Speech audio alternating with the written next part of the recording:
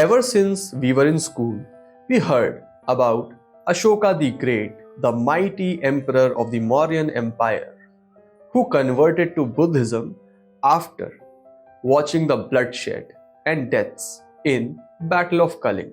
The mighty ruler who conquered modern-day India, Pakistan, Bangladesh, and even portions of Iran, who won everything with the force of his sword, was defeated by philosophy and peaceful messages of Buddhism. That's what we have always been taught. From our textbooks to tourism guides. We even have a movie that tells us the same story. But what if I tell you it's the biggest myth in history of India?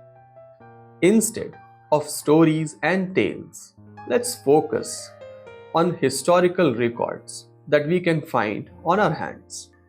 In this video, I like to take an approach which you all will find pretty familiar from your childhood days. That's a simple question and an answer. I'll question specific curiosities about Ashok and answer them accordingly based on facts on our hands. His father, Bindusar, had 16 wives and over 101 sons, and amongst them was a son who Bindusar loved a lot and considered him to be the crowned prince. He was named Sushima. Crowned prince simply means the king to be after the present king dies. But everything changed in 274 BCE. That would be roughly 2300 years from today. Bindusar got ill and his son Sushima realized it's his time to gain the throne. But there was a problem. His brother Ashok had different plans. You see, Sushima was governor of Afghan lands and the capital of Mauryan Empire was in Patliputra, meaning current-day Bihar. So Sushima had to cross all the way from Afghan lands to current-day Bihar. That gave plenty of time to Ashok to assemble an army and to capture the capital, which he did. When Sushima finally came to claim his throne, he was violently attacked, defeated, and killed. After this, 99 other brothers of Samrat Ashok, he had become the Samrat, and he ordered to kill 99 of the other brothers to be killed because they could have potentially raised a rebellion against him. 500 royal ministers were also ordered to be killed. In 274 BCE, Ashok became Samrat Ashok, the king of the mighty Mauryan Empire that was only going to expand further. Ashok was known as Chand Ashok in many of Jain and Brahmin sources and texts of his time for obvious reasons, for his brutal conquests, for his brutal ways. Anyone who dared to question his rule wouldn't see the next morning sunrise. He even built a special prison which looked from the outside like a palace, but inside was a torture chamber who would not agree to his ways of ruling. Kalinga, older name of Kingdom of Odisha, was an independent empire. It had control over eastern coast of India and deep sea trade routes which were linked to South China Sea. Strategically, it was located too near to the original Kingdom of Magad or the Magad region around which the Mauryan Empire was centered, meaning the regions of Bihar and Bengal and parts of Uttar Pradesh of today. So in 262 BCE, Ashoka went to war against Kingdom of Kalinga. Now, the clear number of soldiers that fought from either side is a bit flimsy for accountings. But after defeating Kalinga, Samrat Ashok installed a few edicts in the region of Kalinga and told us that nearly 1 lakh soldiers died in the battle and over 1,50,000 Kalinga soldiers were captured by the Mauryan army, never to be released. Let's dig down into Ashokan inscriptions. There are around 33 Ashokan edicts, which are classified into four categories: major rock edicts, minor rock edicts, major pillar edicts, minor pillar edicts. In one of the minor rock edicts, which was established right after the Battle of Kalinga, it says, and I quote, I have been a Buddhist layman for more than 2.5 years, but for a year I did not make much progress. Now, for more than a year, I have drawn closer to the order and I have become ardent. Now, one thing is pretty certain. He was a Buddhist way before the Battle of Kalinga. And he obviously had no problem with bloodshed when he was getting his brothers and royal ministers killed to clear out the competition. He also had no problem in torturing his rivals.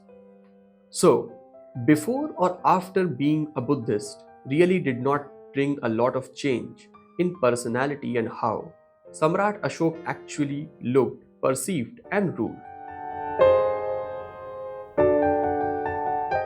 Now, ancient India was obviously Vedic Hindu by faith in majority, but obviously various sects, offshoots of the same Vedic Hindu faith, often formed new religions themselves. And India was very pluralistic when it came to finding God. So many sects went on to become full-fledged religions like Jainism, Buddhism, and a faith you may have never heard of, which was known as Ajivikas, which vanished over time. Though Chandragupta Maurya himself was Vedic Hindu by faith, but he has been known to have some links with Jains. Also his son Bindusar, who was again Vedic Hindu by faith, had some links to Ajivikas. Since a newly born faith or a newer form of religious philosophy needed followers, and there was no better method than convincing the king himself. The best and the highest priests of a certain philosophy or religion would often come and sit around the kings and try to persuade them to follow this new philosophy. And since Ashok wasn't coming to power as per the ways of Vedic Hindu faith, he must have faced opposition from the priests for killing of brothers and royal ministers. So, a newly emerging sect known as Buddhism was a good way to get some form of religious grant to his rule, since the kings used to be the representative of gods, and no Vedic Hindu god would accept the way Ashok came to power, so he obviously needed some other support. So trying to gain some favor from a new sect could have been his way to legitimize his power and rule. Because after coming to power, Ashok decreased the grants that were given to Vedic Hindu temples and started building Buddhist stupas. Though Ashok's nature must have angered many Buddhist followers as well, but his grants later definitely healed those side of things. But the whole argument that Ashok converted to Buddhism because he was shaken up by bloodshed seems to be shaky and nearly fictional. Another theory that goes totally against the belief that he converted to Buddhism after the Battle of Kalinga due to bloodshed is, why would he put an inscription that would threaten the people of Kalinga further if they did not adhere to his rule? And now I will quote an inscription from his edicts that threatened the people if they did not adhere to his rule. And I quote, "The beloved of the gods believes that one who does wrong should be forgiven as far as it is possible to forgive him. And the beloved of the gods conciliates the forest tribes of his empire, but he warns them that he has the power even in his remorse, and he asks them to repent lest they be killed. For the beloved of the gods wishes that all beings should be unharmed, self controlled, calm in mind, and gentle. It's pretty clear that he was threatening the people of Kalinga even after the battle through his edict to surrender to his rule unconditionally. And lest they don't, they can be killed, they will be killed, was his message. It's definitely not a message of a person who has changed after the battle. It's a message of a person who wishes to use violence against people if they don't adhere to his ways. Many Buddhist writers also criticized Ashok for his brutalities, but at the same time, he is the favorite king of Buddhists, for he was the one that helped the faith grow across Tibet, China, and Indochina region. I guess a king requires a faith to legitimize his rule. At the same time, the faith requires a king to expand the faith itself. The more we read about kings and conquerors across the globe, the more we get to see this writing to be proven true. Whether it be Romans who helped expand Christianity, or Arab caliphates that expanded Islam, or later colonial powers that expanded their faith onto the colonies they ruled.